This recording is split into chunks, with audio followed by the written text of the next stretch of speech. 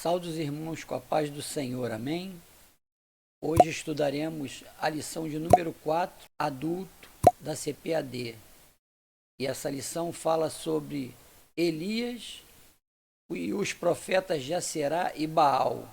Vamos iniciar a nossa lição lendo o texto áureo que encontra-se em 1 Reis, capítulo 18, versículo 38. Então caiu o fogo do Senhor e consumiu o holocausto, e a lenha e as pedras e o pó, e ainda lambeu a água que estava no rego. Verdade prática. O Senhor sustenta com sua forte mão todos os que estão dispostos a proclamar a verdade de que Ele é o único Deus digno de toda adoração. Leitura bíblica em classe. 1 Reis 18, do versículo 22 ao 24, 26, 29, 30, 38, 39 e 1 Reis 19, de 8 a 14. Então disse Elias ao povo: só eu fiquei por profeta do Senhor, e os profetas de Baal são 450 homens. Deem-se-nos, pois, 2 bezerros, e eles escolham para si um dos bezerros, e o dividam em pedaços e o ponham sobre a lenha, porém não lhe metam fogo. E eu prepararei o outro bezerro, e o porei sobre a lenha, e não lhe meterei fogo. Então invocai o nome do vosso Deus, e eu invocarei o nome do Senhor, e há de ser que o Deus que responder por fogo, esse será Deus. Todo o povo respondeu e disse: é boa esta palavra. E tomaram o bezerro que lhes dera, e o prepararam, e invocaram o nome de Baal desde a manhã até o meio-dia, dizendo: ah, Baal, responde-nos. Porém não havia voz, nem quem respondesse. E saltavam sobre o altar que se tinha feito. E sucedeu que, passando ao meio-dia, profetizaram eles até que a oferta de manjares se oferecesse. Porém não havia voz, nem resposta, nem atenção alguma. Então Elias disse a todo o povo: chegai-vos a mim. E todo o povo se chegou a ele, e reparou o altar do Senhor que estava quebrado. Então caiu o fogo do Senhor e consumiu o holocausto, e a lenha e as pedras e o pó, e ainda lambeu a água que estava no rego. O que, vendo todo o povo, caiu sobre o seu rosto e disse: só o Senhor é Deus, só o Senhor é Deus. 1 Reis 19. Levantou-se, pois, e comeu e bebeu, e com a força daquela comida caminhou 40 dias e 40 noites até Horebe, o monte de Deus. E ali entrou numa caverna e passou ali a noite, e eis que a palavra do Senhor veio a ele e lhe disse: que fazes aqui, Elias? E ele disse: tenho sido muito zeloso pelo Senhor, Deus dos exércitos, porque os filhos de Israel deixaram o teu concerto, derrubaram os teus altares e mataram os teus profetas à espada. E eu fiquei só, e buscam a minha vida para me atirarem. E ele disse: sai para fora e põe-te neste monte perante a face do Senhor. E eis que passava o Senhor como também um grande e forte vento, que fendia os montes e quebrava as penhas diante da face do Senhor. Porém o Senhor não estava no vento. E depois do vento, um terremoto. Também o Senhor não estava no terremoto. E depois do terremoto, um fogo. Porém, também o Senhor não estava no fogo. E depois do fogo, uma voz mansa e delicada.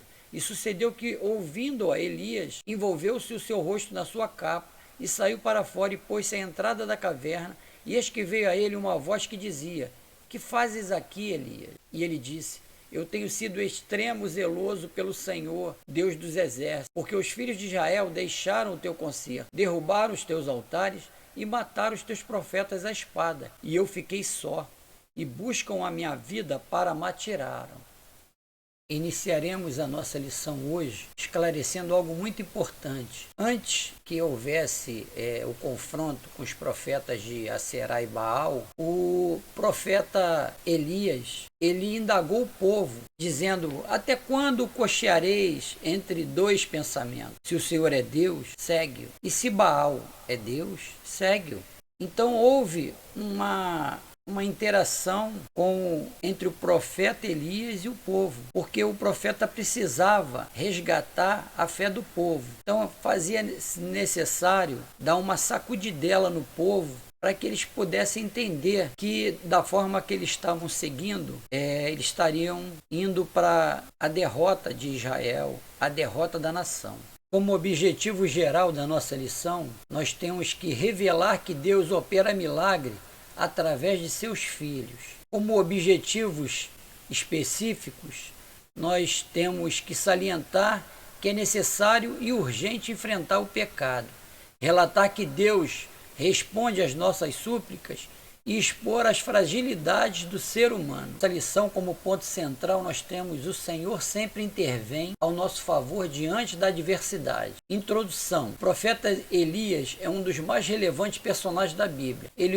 Foi ele que apareceu com Moisés no Monte da Transfiguração, conversando com Jesus. Este destacado profeta é, sem dúvida, um modelo de servo perseverante e fiel para todo cristão. Nesta lição, veremos como Elias desafiou corajosamente a idolatria de Israel, como orava de modo simples, mas cheio de confiança, e como, apesar de tudo o que fez, expôs sua humanidade ao cair em desânimo. Irmãos, a fraqueza da carne são características própria nossa, de ser humano. Temos limitações, temos que entender que somos totalmente dependentes de Deus. Essa fraqueza, ela é como se fosse um alerta para que nós possamos saber que nós não somos autossuficientes, nós somos altamente dependentes de Deus.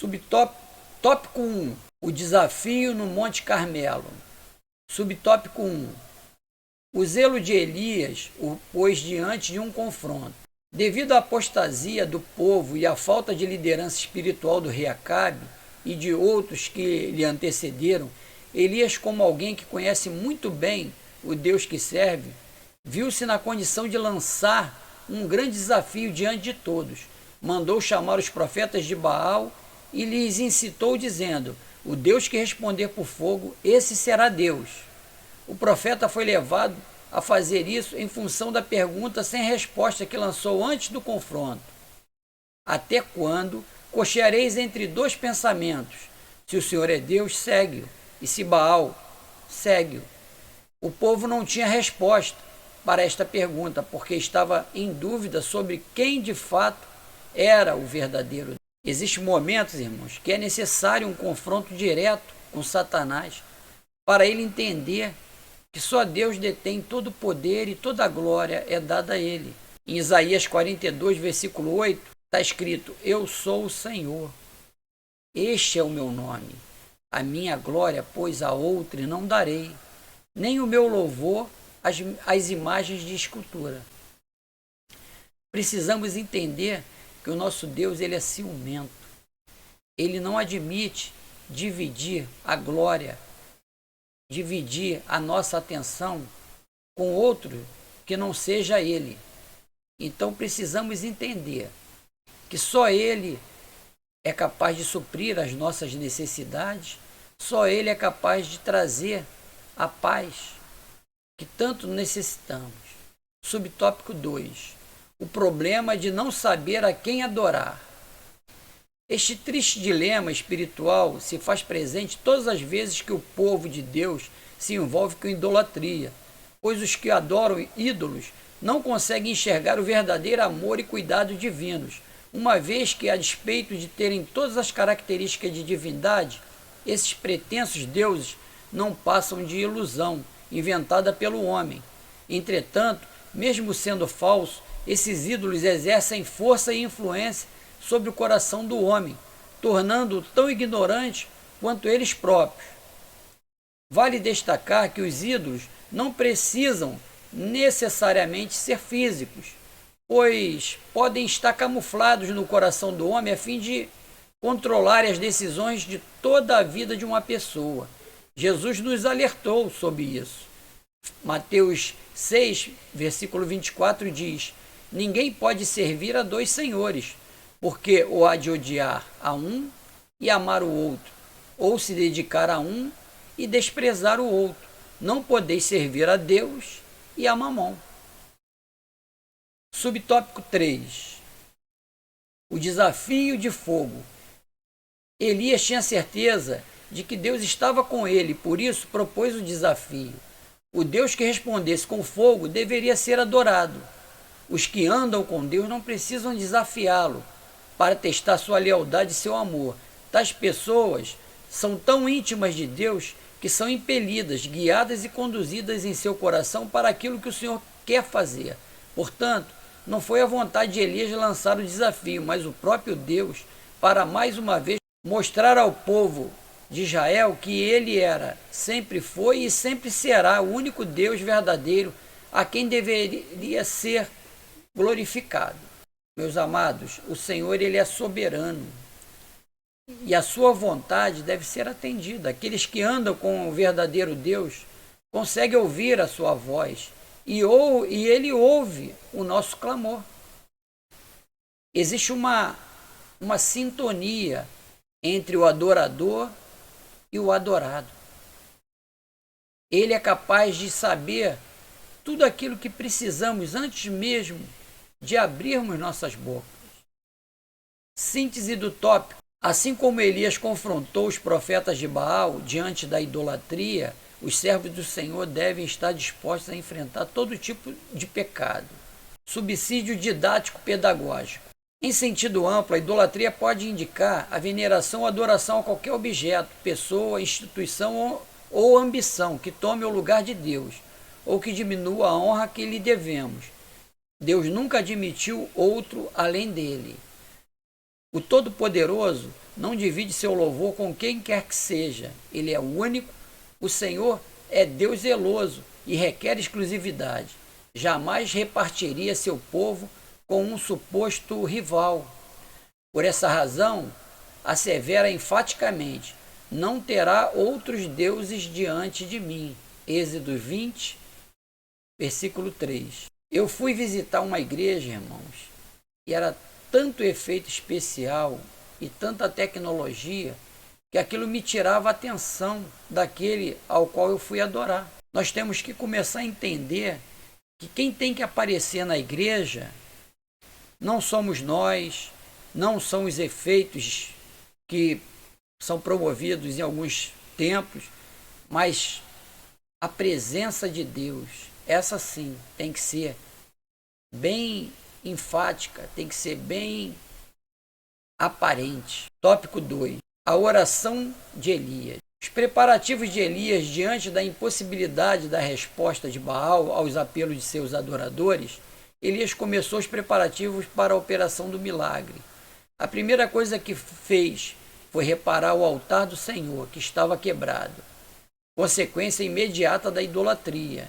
A seguir, juntou 12 pedras que simbolizavam as 12 tribos de Israel, cavou um rego em volta do altar, colocou a lenha, dividiu o bezerro em pedaços sobre a lenha e pediu para que se derramasse 12 cântaros de água sobre o altar, de tal modo que ficasse totalmente encharcado o que estava nele e o rego em volta.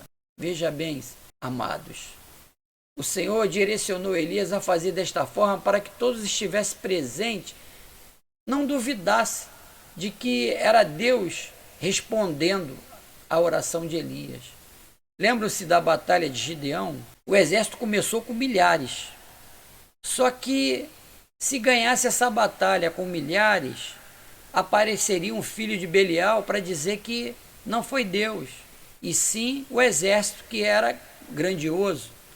Então o Senhor diminuiu para 300 guerreiros, e a batalha foi ganha, e o nome dele foi exaltado, porque 300 contra milhares, só mesmo se tiver a presença de Deus tomando a frente da batalha. Nós temos que entender que não importa o tamanho da batalha que nós vamos encarar, se Deus estiver à frente, é vitória certa. Subtópico 2. Oração confiante. A oração de Elias foi simples e curta, contrastando com súplicas dos profetas de Baal. Elias queria mostrar que para Deus responder não são necessários cerimoniais especiais, sacrifícios ou mutilações. Basta o exercício da fé no verdadeiro Deus.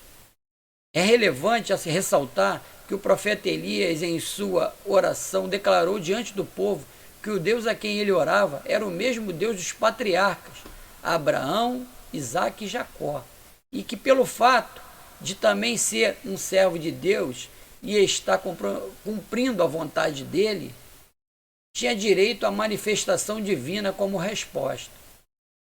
Nesta oração, o profeta expõe o verdadeiro motivo de ter erigido aquele altar e da necessidade de Deus responder com fogo para que este povo conheça que tu, Senhor, és Deus e tu fizeste tornar o seu coração para trás. Todas as vezes, irmão, que Deus manifestou o seu poder, ele não deixou dúvidas que aquele que é fiel a ele recebe resposta sobrenatural, para que todo aquele que presenciar se converter ao Deus único, o Deus de Abraão, de Isaque e de Jacó.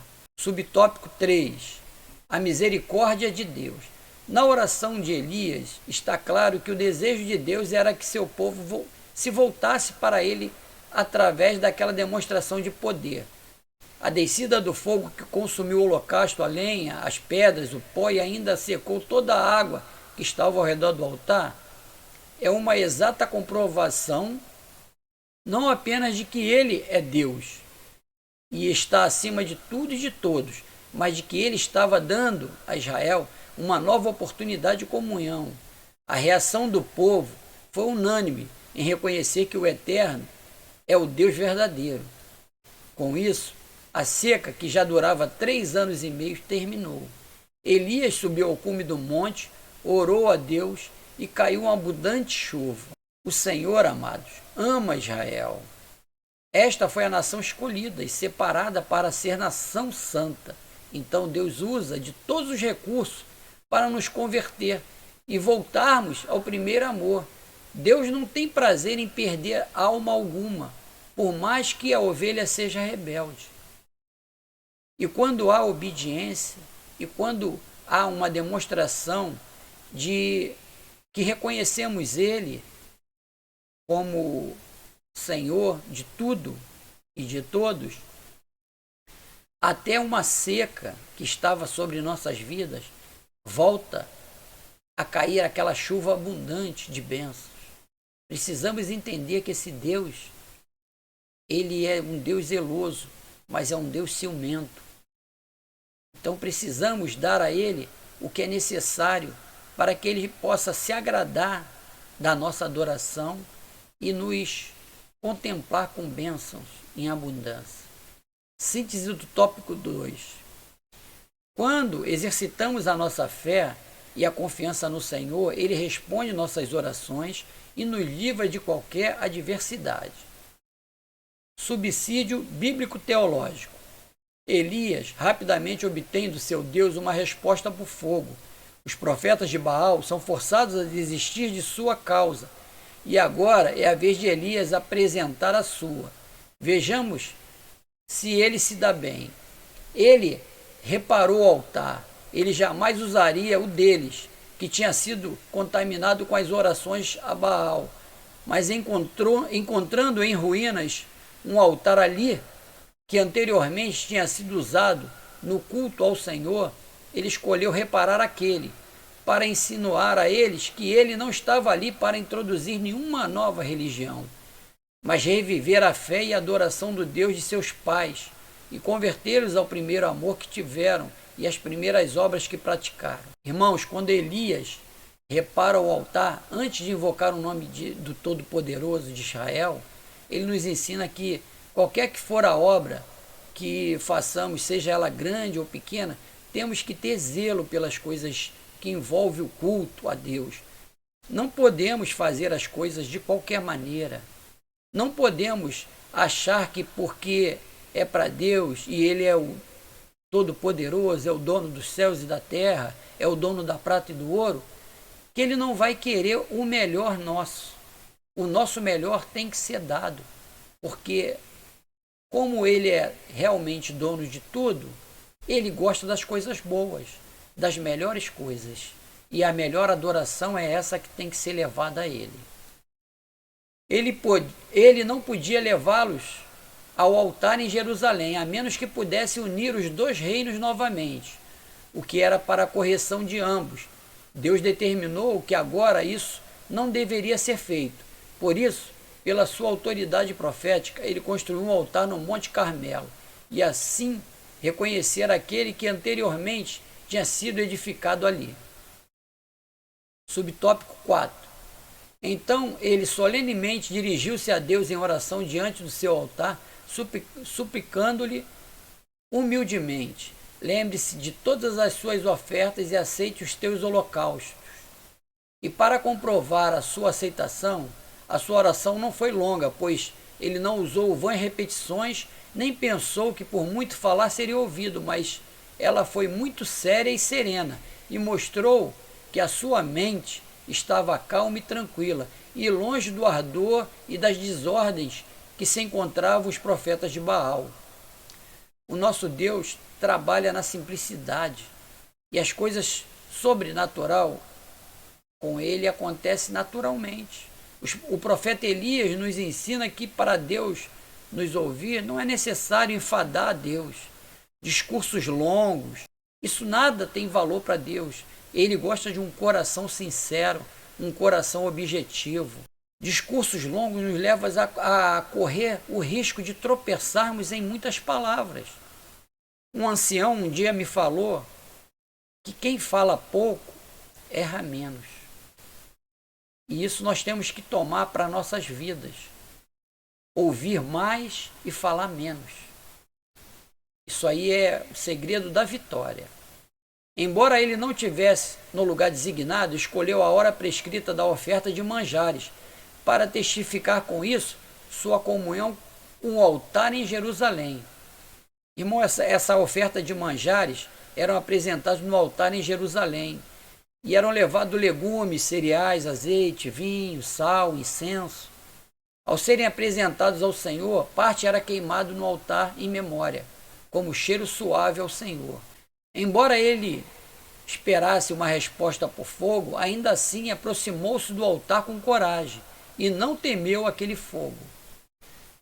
Elias sabia, irmãos, que o Senhor era com ele e sabia que tudo seria feito para que Elias fosse bem sucedido naquele embate contra os profetas de Aserá e Baal. Tópico 3. Elias em Horebe. Subtópico 1. Os feitos e a exaustão do profeta. Elias chegou à exaustão diante de tantos embates que enfrentou para fazer o povo de Deus retornar ao caminho. Isso mostra até mesmo que crentes mais fiéis podem vir a sofrer depressão e desânimo na sua caminhada, mesmo depois de serem usados pelo Senhor de forma extraordinária, como Elias foi. Isso significa que aqueles que ascendem em posição na obra de Deus também podem descer em proporções iguais. Irmãos, precisamos estar na torre de vigia e orar um pelos outros, pois somos seres humanos sujeitos a todas as fraquezas terrenas. E o inimigo, ele tem sede por aquele que se levanta para fazer a obra. Esses são o alvo. Aqueles que não fazem a obra, o inimigo nem se preocupa, porque já é dele. Então precisamos ficar nessa torre de vigia 24 horas e orar um pelos outros, para que possamos nos fortalecer e o inimigo entender que juntos nós somos mais fortes. Vejamos os grandes feitos de Elias em sequência. Conseguiu reunir o povo no Carmelo através de Acabe, seu inimigo. Fez descer do céu, no altar molhado, fogo. Fez o povo, mesmo em rebeldia, se dobrar diante do Senhor. Eliminou cerca de 850 profetas de Baal e Aserá, que recebiam o apoio do rei. Fez chover após grande período de seca. Correu mais depressa que a carruagem de Acabe e foi sustentado por um anjo. Veja que quando nós somos fiéis a Deus, os milagres não param de acontecer, é um atrás do outro. Pela nossa fidelidade, não pelo nosso merecimento. Subtópico 2. O pedido para morrer. A despeito das portentosas obras que fez, Elias foi terrivelmente perseguido e ameaçado por Jezabel, a rainha. A opressão foi tanta que o profeta, tomado de um sentimento de autopiedade, mesmo fugindo para não morrer, desejou a morte em seu íntimo. Por isso a Bíblia afirma que Elias era um homem sujeito às mesmas paixões que nós. Existem pessoas que acham que porque o obreiro tem cargo eclesiástico, ele é um super-homem. Isso é um engano. Nós sabemos que todo obreiro é sujeito às paixões da carne. Então, nós temos que entender que atrás daquela unção que é descida pelo Eterno, para que nós exerçamos essa função, existe um homem que tem dívidas, que tem filhos, que tem esposa, que tem contas a pagar, que tem todos os afazeres que todos os membros de uma igreja têm. Então, que nós possamos entender que cargo eclesiástico não traz couraça da justiça, nem escudo da fé, nem espada do Espírito, nem sandálias do Evangelho. Se não buscar, se não vigiar, se não jejuar, estamos sim sujeitos a cair sim em tudo que qualquer outra pessoa normal, que não tenha cargo eclesiástico, possa cair também. Somos seres humanos, todos iguaizinhos, com todas as paixões e fraquezas. Subtópico 3. A resposta de Deus. Deus interveio de forma miraculosa, enviando até Elias um anjo que lhe trouxe pão e água, tirando ele daquela situação de intenso desânimo. Nisto, depreendemos-nos, alcancemos clareza intelectual. Nisto, alcancemos clareza intelectual que a comunhão e a palavra estavam à disposição do profeta. A partir de então, ele se deixou levar pelo mover de Deus através do vento, do terremoto, do fogo, da voz mansa e delicada. Elias teve a oportunidade de confessar seu estado de desespero e Deus lhe deu novos sentidos para continuar seu ministério. Elias ungiu Azael como rei da Síria, Jeú como rei de Israel e Eliseu para lhe suceder como profeta. Irmãos, aquele que coloca na posição que Deus gostaria que ele estivesse, Deus dá dupla honra e mostra que não foi em vão todo aquele esforço. E entendemos que Elias é alguém especial para Deus, pois foi ele e Moisés que vieram ao Monte da Transfiguração conversar com Jesus Cristo antes do momento da crucificação. Síntese do tópico 3. Deus compreende nossos momentos de desânimo e fadiga, pois eles fazem parte da nossa humanidade. Subsídio didático-pedagógico. O compromisso sincero de Elias com Deus nos choca e nos incentiva. Ele foi enviado para confrontá-lo, não consolar. E Elias pronunciou as palavras de Deus a um rei que muitas vezes rejeitava a mensagem simples porque Elias a trazia. Elias decidiu exercer seu ministério apenas para Deus e pagou por essa decisão, sendo isolado de outras pessoas que também eram fiéis a Deus. Qualidades e realizações de Elias. Foi o mais famoso e dramático profeta de Israel. Predisse o princípio e o fim de uma seca de 3 anos.